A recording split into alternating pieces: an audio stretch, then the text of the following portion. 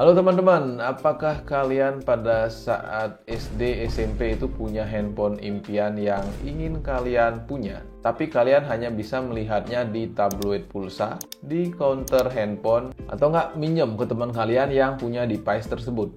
Nah, di video kali ini aku akan menceritakan tentang pengalamanku. Bukan pengalaman sih, ya pokoknya aku akan menceritakan tentang handphone impianku dari zaman aku SD hingga sekarang, dari zaman Symbian atau Java hingga saat ini. Oh ya, kalian punya handphone impian waktu kecil? Bisa komen di bawah. Jadi aku juga pengen tahu nih. Oke, langsung saja pada zaman SD ya. Jadi aku tertarik dengan handphone itu pada saat SD kelas 3, 4 atau 5 ya. Jadi aku udah lupa ingat, udah lama.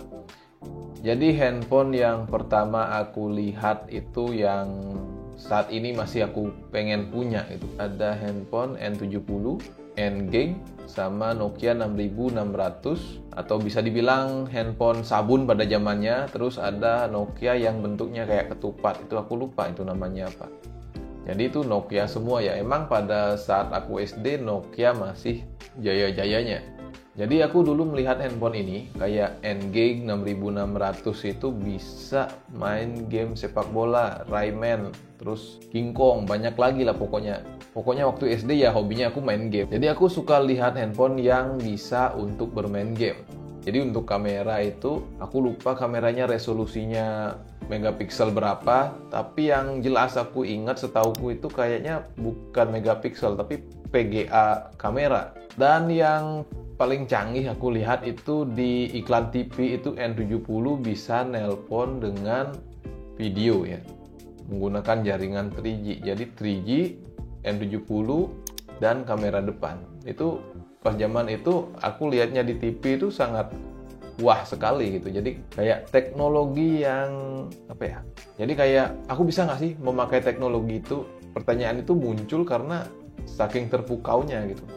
Jadi aku juga tertarik dengan N-Gage. Jadi aku paling ingat itu lihat N-Gage di counter handphone, ada orang yang bawa pada zaman itu ya.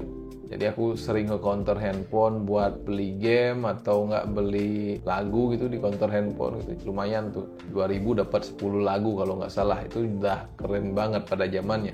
Jadi aku lihat orang pakai N-Gage itu rasanya kayak ngelihat konsol mini, kayak ngelihat PSP pada zaman itu. Terus lihat orang itu main aspal sama game sepak bola, itu jadi pengen sih punya gitu. Jadi anjir lah, aku kedepannya harus punya nih handphone gitu. Tapi pas dewasa udah bisa beli, malah Nokia-nya udah nggak produksi itu handphone NG gitu. Padahal penggemarnya mungkin masih ada yang nggak sekarang ya gitu. Nah, masuk saat aku SMP, impianku tuh berubah. Tiba-tiba semua orang pakai BlackBerry dan menggunakan aplikasi yang namanya BlackBerry Messenger atau BBM. Nah, kalau nggak punya rasanya itu kurang gaul gitu kalau nggak punya BlackBerry. Tapi waktu SMP, impian saya bukannya handphone BlackBerry, tapi ada temen nih yang lumayan punya itu, lumayan berada itu, dia memakai Sony Xperia Play. Jadi ada handphone yang bisa ada smartphone yang bisa layarnya itu digeser ke atas, kemudian di bawah layarnya itu bisa ada analog sama pokoknya tombol stick PS gitu ya. Jadi aku malah tertarik dengan itu gitu. Karena ya bisa untuk main game kayak gitu. Ya lagi-lagi yang membuatku tertarik dengan handphone itu ya karena game. Tapi aku dulu tuh nggak tahu itu sistem operasinya Android ya. Pas waktu itu aku masih pakai handphone yang Symbian. Aku lupa tuh handphone Nokia yang berapa. Pada akhirnya aku dibelikan Samsung Galaxy Young. Tapi sebenarnya dari benak terdalam itu aku masih pengen Sony Xperia Play sama punya BlackBerry. Jadi emang itulah kayak hobi gitu ya, punya handphone. Oh ya, dulu juga buat keren-kerenan, aku cuma bisa pinjam BlackBerry temanku untuk buat status di Facebook. Jadi biar keren aja gitu. Ada di bawah statusnya itu dibuat di BlackBerry. Kalau nggak salah aku lupa tuh kalimatnya kayak gimana. Tapi ada tanda khusus kalau kalian buat status tuh di BlackBerry. Jadi seolah-olah kalian tuh punya BlackBerry. Padahal ada juga cara lain kayak pakai web apa itu dulu aku lupa. Jadi tinggal masukkan akun Facebook terus buat status, jadi langsung bisa itu kayak di statusnya itu ada dibuat di BlackBerry kayak gitu. Diposting di BlackBerry kayak gitu.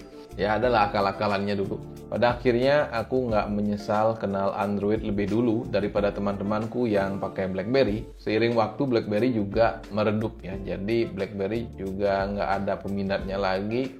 Makanya aku nggak terlalu nyesel pilih Android dulu ya. Kemudian BlackBerry redup, dimulailah eranya iPhone dengan Android. Di saat aku sudah SMA, aku nggak ada tuh namanya handphone impian gitu. Seperti kayak SD itu kan banyak tuh variannya. Karena emang jenis handphone pada waktu SD itu bervariasi. Beda dengan pas SMA itu, kalau nggak Android ya iPhone. Tapi aku nggak tertarik handphone lain selain yang aku punya ya. Kemudian pas aku kuliah, itu aku tertarik dengan dua handphone. Yang pertama itu ada dari Sony, yaitu Sony Xperia Z1 Compact. Kemudian yang kedua itu dari Apple, yaitu iPhone 6s. Yang pertama, kenapa aku tertarik dengan Sony Xperia Z1 Compact ini? Pas aku mau beli handphone buat kuliah ya, aku coba tuh pegang Galaxy lagi. Aku coba tuh pegang, dan itu rasanya nyaman banget ya di tangan. Ya lebih kecil gitu. Tapi pada akhirnya karena lihat harga itu sekitar 6 juta atau 7 juta kalau nggak salah, karena pada zaman itu handphone compact tuh jarang ya.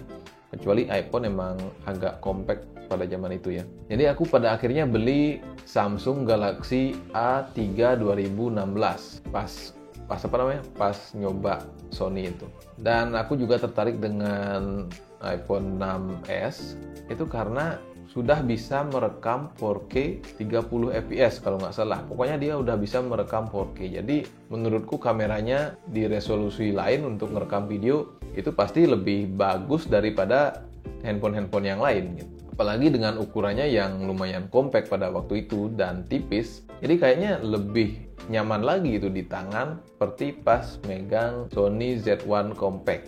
Ya pada akhirnya aku juga nggak berani tuh pindah OS dari Android ke iPhone.